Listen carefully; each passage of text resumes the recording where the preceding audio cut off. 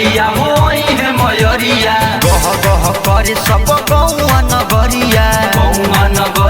हो गौआ नगरिया चढ़नवा रात घरे आई है मयरिया गह गह करे सब गौआ नगरिया माई के दर्शन पावे खातिर बड़ा यास लागल बा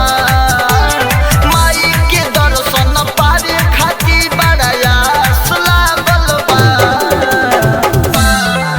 जल्दी आव पलमुआ घरे माई दरबार सजल बा जल्दी आव पलमुआ घरे माई दरबार सजल बा माई दरबार सजल बा। म्यूजिक बाय अमन मैया की जय।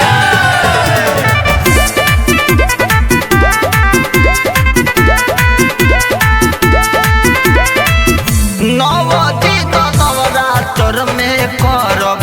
हम बरात हो जियारा जुड़ाई माई दी है जब दरस हो आंगना लिपाई औरी चौका पुराई हो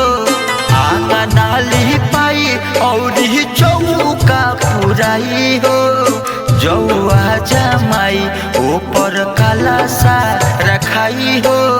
जौआ जमाई ऐसे जी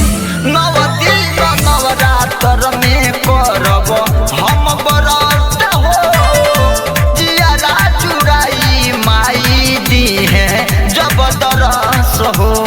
चारू ओर विशाल माई के पंडाल बनल बा चारू ओर विशाल माई के पंडाल बनल बा जल्दी आव पलमुआ घरे माई दरबार सजल बा जल्दी आव पलमुआ घरे माई दरबार सजल बा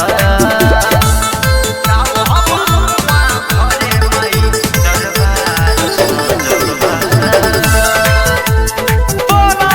बोला जोता वाली मैया की जय।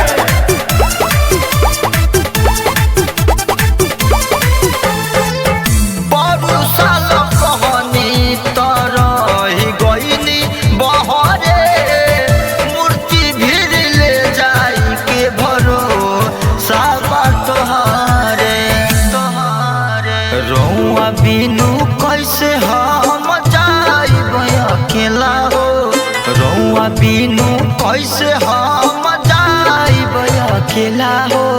लागल हुई दशहरा के भारी सैया मेला हो लागल हुई दशहरा के हे जी सुनी ना बरुसाल कहनी तरही गईनी बहरे मूर्ति भीड़ ले जाई के भरो साबा तोहरे राकेश रंगीला के यह बेरी जागरण बढ़ल बा राकेश रंगीला के यह बेरी जागरण बढ़ल बा जल्दी आव पलमुआ घरे माई दरबार सजल बा जल्दी आव